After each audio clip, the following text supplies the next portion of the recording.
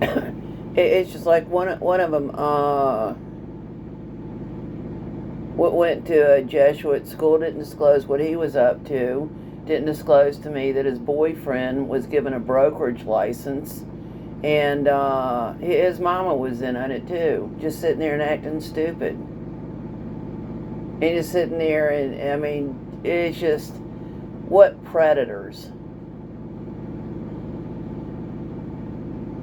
What absolute predators. And the thing is that they know that I don't have any way of to know who is stolen what out of accounts for my benefit, and act dumb about it. And that's what's dangerous about telling people that people need to say they had a good time when people didn't have a good time, or that people need.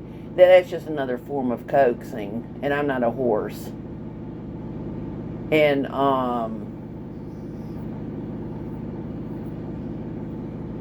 that's the reason why I think that they end up having things like etiquette classes and etiquette books, and never give us never gave me a typewriter to write with. It was a way to force me to give my personal identifiers, like my handwriting. And instead of saying I had a imagine if I got a typewriter and wrote, I had a lousy time being forced to go where I didn't want to go. I had a lousy time eating spaghetti that gave me diarrhea. I had, I mean, just imagine if I went ahead and just and put it in a postcard. Just write it out and put it in a postcard.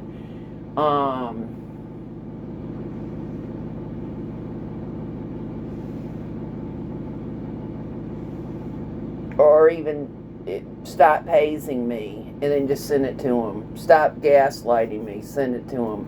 Stop deflecting by taking me out where there's a hidden camera to record being acting like nice to me after making condescending remarks to me, and putting me down. Stop. I mean, and just go ahead. I mean, imagine if something like that actually went out on postcards and just.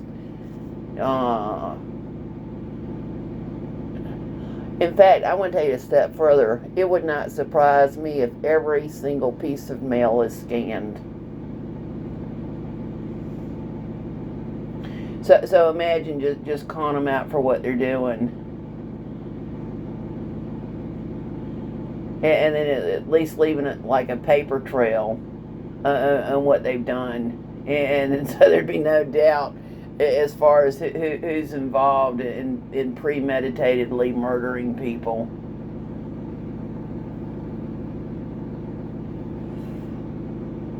Like who was involved in hazing me, who was involved in refusing to take me to a medical doctor after trying to break my neck, who refused, who tried to drown me, and just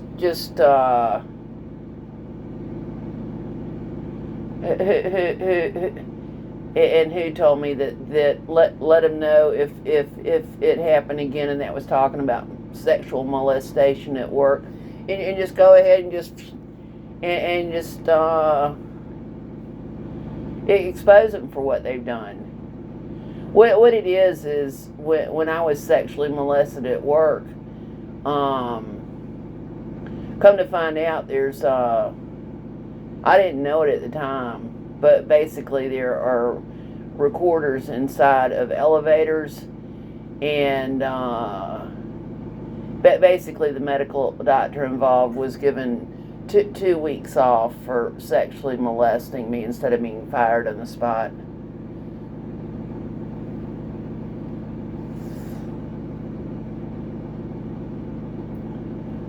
So the recording in the elevator would have indicated that he sexually molested me. And that's where where once again I was isolated. I mean, I had no idea that getting in an elevator, that walking into an elevator with a medical doctor would be a form of isolating me. Same thing with one of them sitting there and pretending to be nice to me in an elevator, who had tried to murder me inside of a government building in the area called the back steps of what is called a courthouse. That's the reason why he was smiling to me and acting nice to me, is in order to deflect the attention off of him after he intended to murder me. That's exactly what he did. Especially after I brought up that a $50 campaign contribution is different than 10% of a judicial candidate's total campaign contributions. And he looked, and once again, I knew something stunk, and that's the reason why he sat back in that seat and was like, had the oh shit. She's owned to us. She knows that there's all sorts of crimes being done inside government buildings called courts, and that lawyers who are violating the separation of powers clause are involved.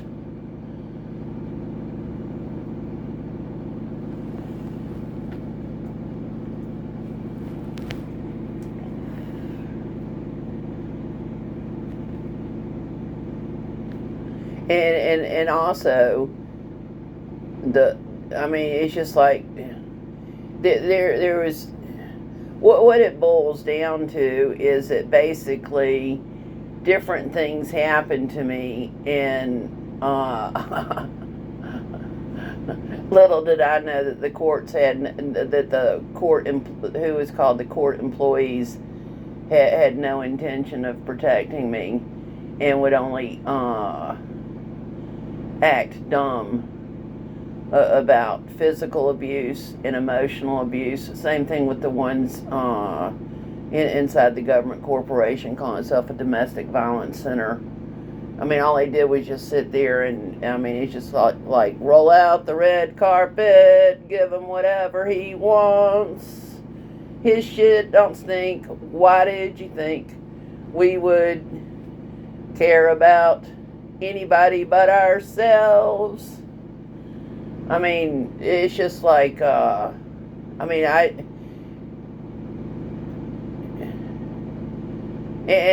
he pretended, he acted like he was nice. And it's just like, when I look at what he did, I mean, and when I backtracked the stuff he did,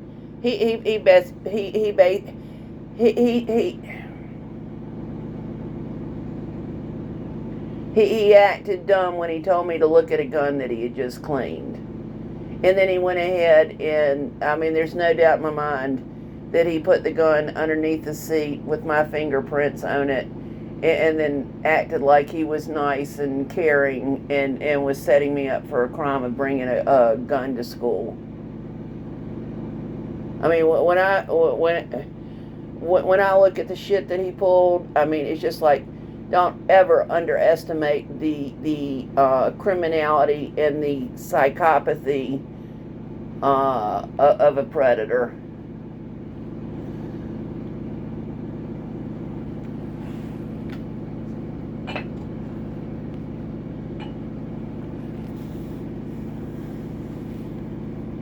And never do something. There's a phrase for it. It's called missionary dating. It's when somebody tries to save somebody that's bad. They're never going to change. They're never going to change. They are never going to change.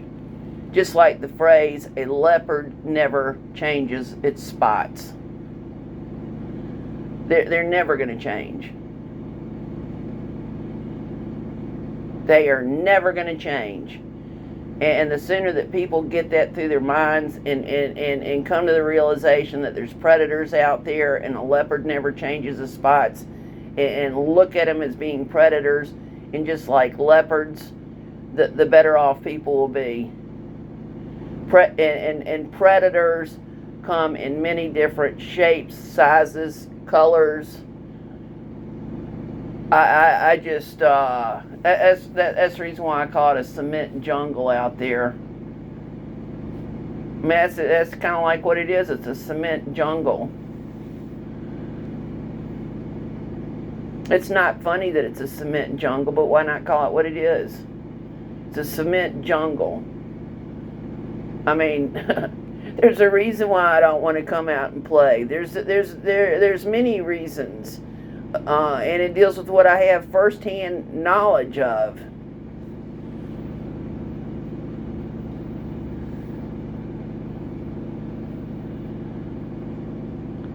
I mean, it's just like the one that handed me the drink that had poison in it. There's no doubt in my mind that there was poison in that drink, because I barely even took a sip out of the drink, and I had to run to the bathroom to puke my guts out. There's no doubt in my mind that there was poison in that drink. No doubt in my mind.